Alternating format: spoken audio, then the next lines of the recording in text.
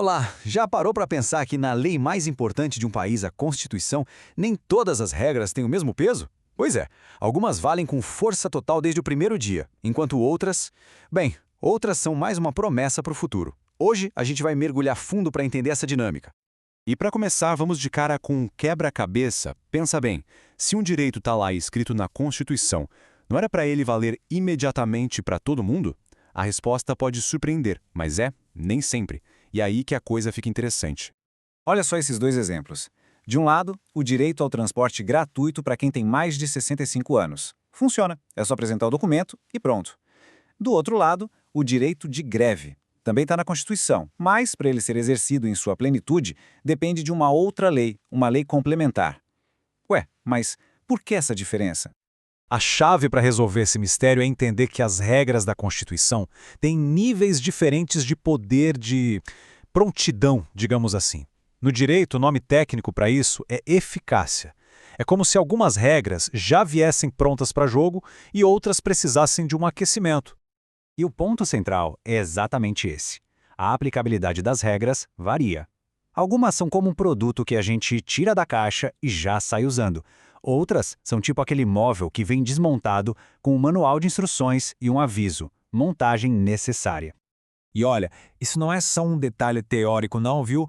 É super importante na prática.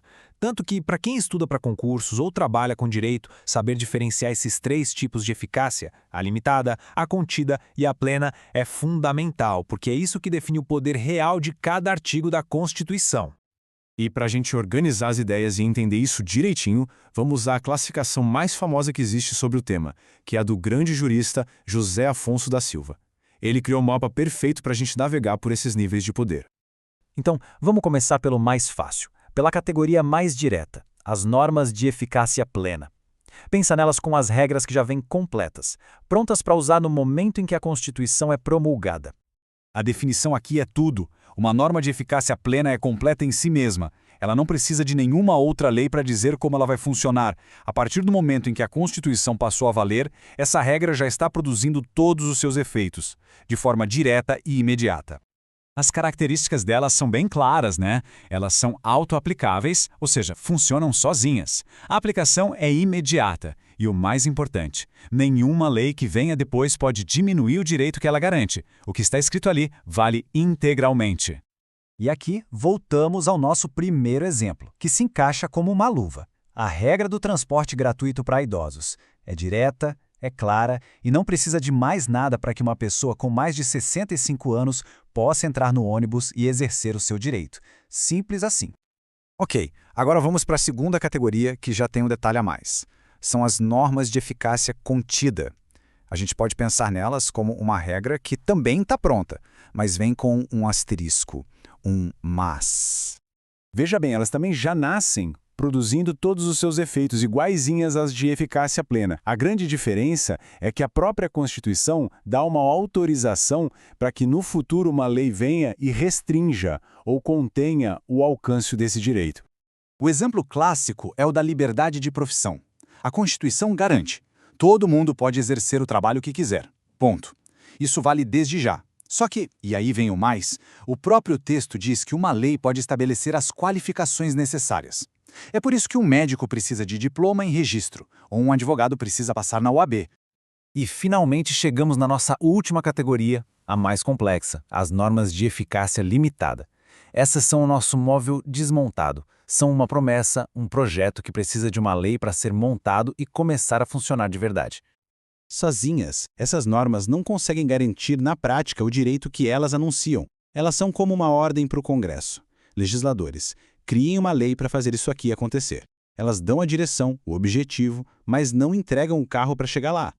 Agora, muita atenção aqui, porque esse é o pulo do gato. Dizer que a eficácia é limitada não quer dizer que a norma é inútil ou que não tem poder nenhum. Muito pelo contrário. Mesmo sem a lei que a regulamenta, ela já produz efeitos importantes desde o primeiro dia. Basicamente, ela tem dois superpoderes imediatos. O primeiro é o efeito negativo. Ela funciona como um escudo, proibindo a criação de qualquer lei que vá contra o que ela quer alcançar. E o segundo é o efeito vinculativo. Ela cria uma obrigação, um dever para os políticos de criar a tal lei que falta. E só para detalhar um pouco mais, dentro dessa categoria a gente tem 2 tipos principais.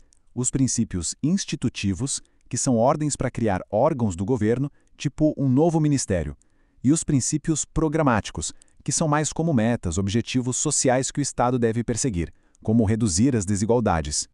Certo, a gente passou pela teoria. Mas, na prática, por que saber tudo isso é importante? Bom, entender essa classificação muda totalmente o jeito como a gente vê os nossos direitos e os deveres do governo.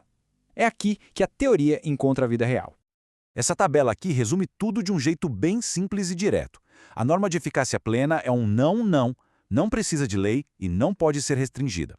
A contida é um não, sim, não precisa de lei para valer, mas pode sim ser restringida. E a limitada é um sim, ela precisa de uma nova lei para funcionar com tudo. E essa citação aqui mostra bem aquele superpoder escondido das normas de eficácia limitada. Mesmo antes de serem totalmente regulamentadas, elas já chegam com o pé na porta, revogando todas as leis antigas que eram incompatíveis com elas. É um efeito de limpeza imediato no sistema. No fim das contas, o que tudo isso mostra é que a Constituição não é um documento estático, uma foto tirada e congelada no tempo. Ela é, na verdade, um documento dinâmico, um organismo vivo, com partes que agem no agora e outras que apontam caminhos para o futuro. É uma boa forma de pensar. A Constituição é, ao mesmo tempo, um manual de instruções para o que a gente tem que fazer hoje e um projeto de arquitetura do país que a gente quer construir para o amanhã. Isso nos deixa com uma questão para a gente pensar. Se a nossa Constituição é um livro de regras e também um projeto em construção, qual dessas promessas, qual dessas partes do projeto que ainda está no papel deveria ser a nossa prioridade para construir agora?